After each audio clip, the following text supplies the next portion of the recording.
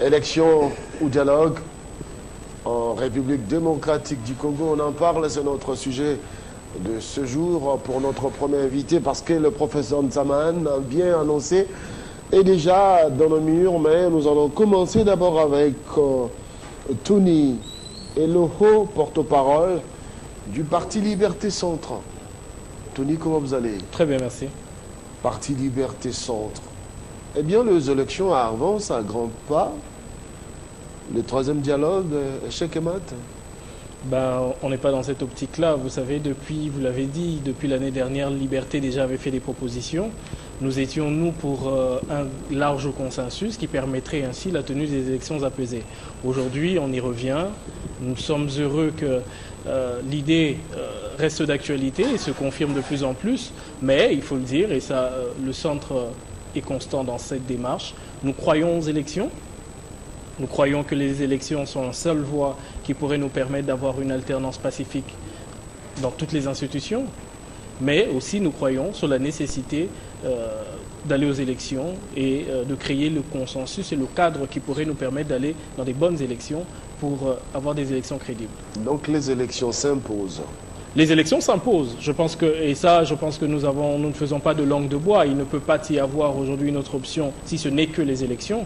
Mais ce que le centre dit, ce que Liberté a dit encore hier, c'est que au lieu d'aller ainsi un peu comme tête courbée et puis on va droit dans le mur, il faut qu'on arrive à comprendre qu'il y a tous les signes annonciateurs d'une crise post-électorale parce que simplement nous sommes en train de faire le lit des contestations avec toutes les questions qui restent pendantes. La question de la décrispation de l'espace politique, la question de la libération de certains prisonniers politiques. On parle également de cette question de la machine à voter. Donc il y a tellement d'écueils qui méritent une attention particulière qui nous permettrait de baliser le chemin à des élections qui seraient demain crédibles. Pas ces élections qui demain, vous voyez un peu ce qui s'est passé en 2011. On a eu des élections et par la suite, déjà à partir de mars, il y a eu une rébellion dans l'est de notre pays. Donc nous avons les signes annonciateurs d'une future crise. Et le centre, aujourd'hui, est la seule force politique de conciliation et d'intelligence qui arrive à prévenir la classe politique. Nous ne disons pas non aux élections, nous disons nous sommes prêts à aller aux élections,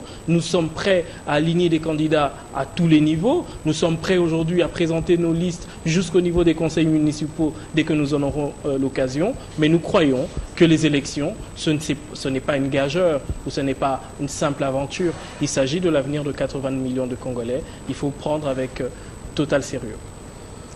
Et dans quelle optique, vous, le centre, pensez-vous organiser? Pensez-vous que ce dialogue devra se tenir? Bon, vous savez d'abord... Prolonger le calendrier électoral avec ce dialogue? Non, vous savez, le centre ne veut pas organiser. Nous n'avons ni les compétences, ni les pouvoirs institutionnels. Au cas où, parce que l'idée vient de vous. L'idée vient déjà de Liberté, de mon parti d'origine. L'idée vient aujourd'hui de plusieurs points de vue qui ont été émis. Vous vous rappellerez de la position de la France et de certains pays qui avaient vu la nécessité avec nous, même de l'OIF qui avait vu avec nous la nécessité de ce dialogue-là, qui permettait ainsi de pouvoir décrisper et rapporter ainsi au pays une baisse de tension nécessaire à la tenue des bonnes élections. Donc nous sommes aujourd'hui constants de dire oui, effectivement, il nous faut... un nouveau consensus. Le consensus est primordial pour la tenue des élections. Mais vous savez, n'ayant pas le pouvoir... Le consensus est primordial parce que les hommes politiques doivent se mettre d'accord sur ce que vous énoncez comme des écueils. Oui, et ça c'est vrai. Et le seul moyen aujourd'hui pour qu'ils se mettent d'accord, c'est de se mettre autour d'une table.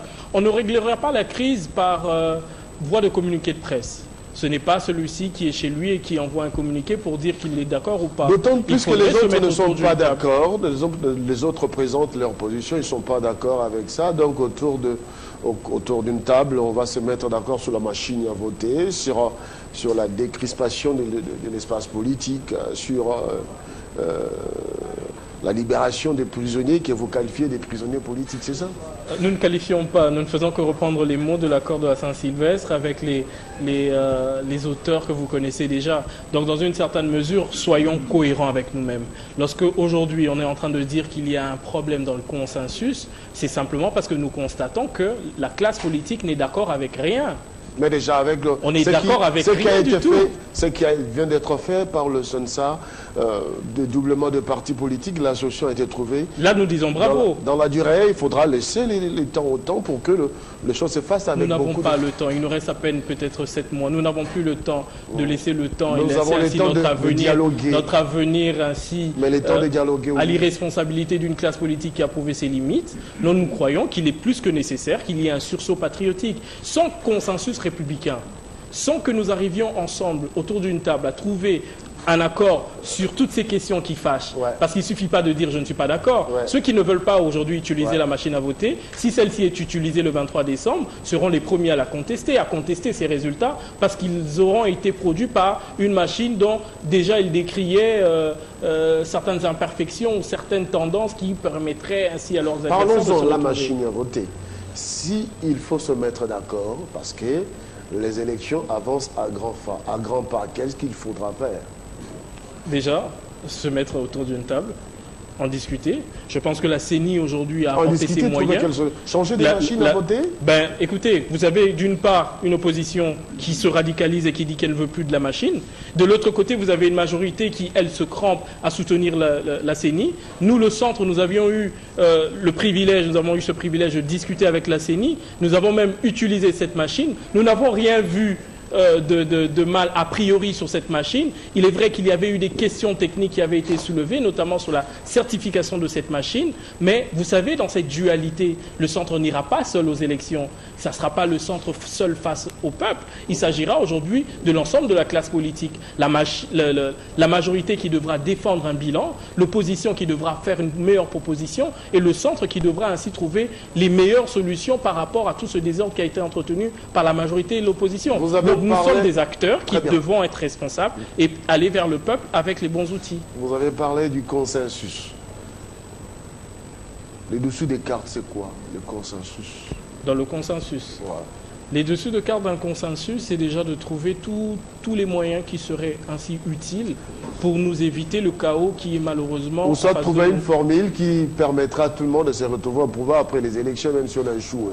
C'est ça le consensus pour vous? Non, pas du tout. Je pense qu'il y a ainsi un fondement dans notre Constitution, c'est celle aujourd'hui de la légitimité des institutions et du moyen qui a été défini dans notre Constitution pour accéder à certaines fonctions et à certaines institutions. Je pense que les règles du jeu sont connues de tous et nous avons tous adhéré. Et ceux qui hier, en 2006, avaient voté avaient eu à passer ces premières élections et même avant avec le référendum sur la loi référendaire, donc dans une certaine mesure, la loi constitutionnelle plutôt, donc dans une certaine mesure, il faudrait que nous ayons l'humilité de reconnaître que seule majorité opposition et même le centre, nous serions aujourd'hui incapables de nous tenir responsables de ce qui arriverait au lendemain du 23 décembre si simplement nous n'arrivions pas à créer les climats nécessaires, le climat apaisé qui nous éviterait les contestations. Vous savez, monsieur le journaliste, il y a eu des partages du gâteau, ce fameux gâteau qui n'a jamais grossi. Ce n'est pas un concept du centre, c'est un concept de la majorité. Lorsque vous avez aujourd'hui un gouvernement qui est dirigé par sa grande majorité par des opposants, le centre ne fait qu'être la voix de la raison. Cette voix qui nous dit, écoutez, on a fait du partage du gâteau aujourd'hui le seul élément du consensus républicain. Nous disons que non. Il y a d'autres questions majeures. Il y a aujourd'hui des questions plus profondes qui, malheureusement, ne se limitent pas à un partage du gâteau, mais qui, malheureusement, se pose comme le rééquilibrage des institutions, le questionnement même, je pourrais dire, des mesures, vous aviez parlé de décrispation politique, on a parlé de la question des dédoublements, nous disons bravo à cela, mais il y a d'autres choses qui restent encore à faire, il y a d'autres mesures qui restent encore à faire. Nous, le centre, nous avons même soutenu qu'il fallait que la communauté internationale arrive à lever les sanctions sur certaines autorités. Apparemment, vous risquez de lasser la population qui... va se dire, mais finalement, nos hommes politiques ne sont pas prêts à pouvoir aller aux élections, de dialogue en dialogue. Et pourtant, la convocation du corps électoral est prévue pour le mois de juin. Nous sommes déjà au mois d'avril. Aujourd'hui, on doit se baser sur les frustrations des uns des autres. On ne va pas aller loin.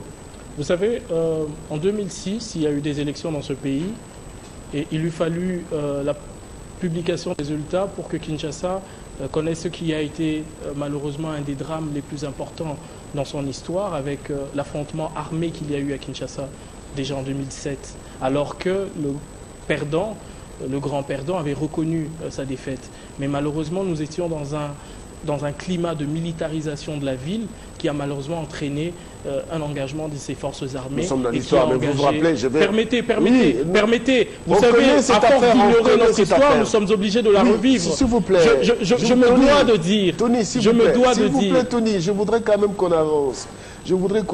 Les élections vont s'éteindre. Mais avant les élections, il y a la réforme électorale qui a été engagée.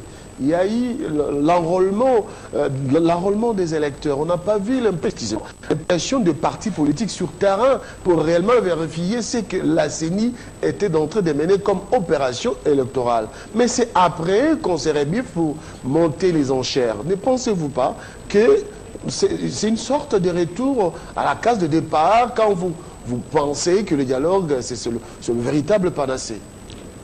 Le dialogue n'est pas une panacée. Le dialogue aujourd'hui est une nécessité. Et je pense que nous avons peut-être tort pour beaucoup d'insister sur cela, mais je crois avec force et conviction que nous avons raison.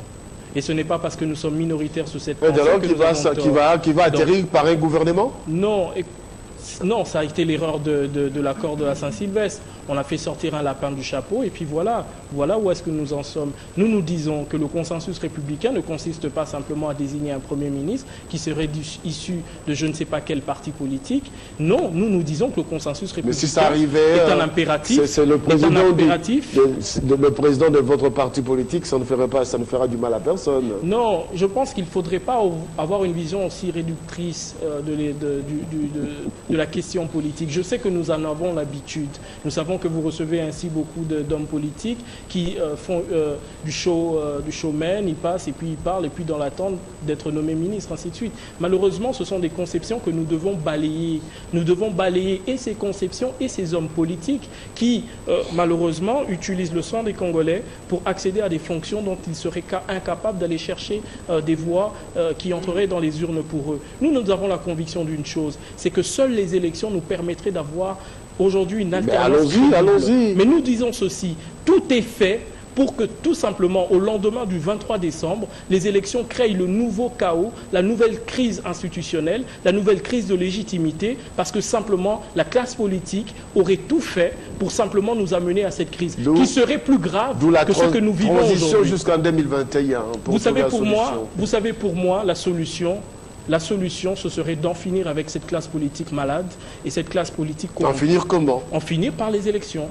Mais vous savez, moi qui serai moi-même candidat, j'ai hâte d'y aller aux élections. Mais vous savez, on ne devra pas définir nos convictions politiques par rapport simplement à des intérêts particuliers, à des intérêts égoïstes. Il faut que la République aille au-delà des intérêts individuels. Il faut que l'idée républicaine aujourd'hui hante nos têtes pour comprendre le legs... On verra bien après les élections ce que va devenir votre parti politique, si vous allez réellement respecter votre idéal, l'idéal que vous défendez. Souhaitez-nous le bien, s'il vous plaît. Souhaitez-nous le bien. Ne soyez pas un oiseau de mauvaise augure. Non, je vous assure d'une chose, nous défendrons et nous continuerons de défendre des convictions auxquelles nous croyons, parce que nous avons une forte idée de la République, une forte idée de notre engagement comme citoyen, comme politique. Tony, il faudra affronter les seuils. Votre parti politique serait-il déjà dans un regroupement électoral ou bien vous comptez aller seul? Non, nous avons constitué le centre avec plusieurs de nos amis qui ont la même vision que nous. Je pense que nous avons suivi tout à l'heure le pasteur Ngoï Mulunda. Nous avons suivi également beaucoup d'autres qui partagent avec nous cette grande idée d'humanisme qui est le centrisme. Parce que nous, au moins, comme regroupement politique, ce n'est pas que de l'opportunisme électoral. Nous avons fait l'effort de constituer un regroupement politique qui est aujourd'hui en train d'établir des tentacules électoralistes. Donc, dans une certaine mesure, nous sommes préparés à ce regroupement avant même le seuil. Donc, nous sommes mieux préparés que les autres qui y vont dans un simple élan d'opportunisme parce qu'ils veulent demain accéder à ce gâteau je l'espère, qui grossira. Vous aimez bien gratiner les autres? Non, pas du tout. Je parle avec beaucoup d'humour parce que simplement, vous savez, il y a certaines choses, mieux vaut en rire qu'en pleurer. Même si on a toutes les raisons de pleurer face à certaines déclarations. Candidat à tous les niveaux. Oui, effectivement. Vous avez déclaré cela. Oui, le centre... Avez-vous de personnalité ayant cette qualité-là, le poigne d'être réellement candidat président de la République? Ben, vous savez... c'est qui l'homme? Nous vous le présenterons. Je pense que nous ne faisons pas de mystère. Nous présenterons notre candidat avec toute totale assurance qu'il gagnera. Parce qu'on ne va pas à une élection dans le de la majorité de l'opposition. Du centre. Ça sera le candidat du centre. Ça sera le candidat avec qui nous aurons le plus d'acquaintance. Quelqu'un dirait qu'en politique, il n'y a pas de centre.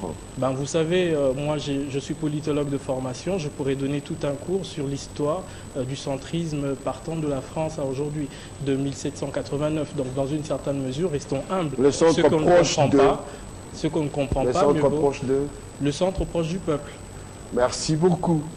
Merci beaucoup, Tony, et le haut porte-parole du Parti Liberté. C'est moi qui vous remercie. Cette fois-ci, on va parler science avec le professeur émérite, député de son État.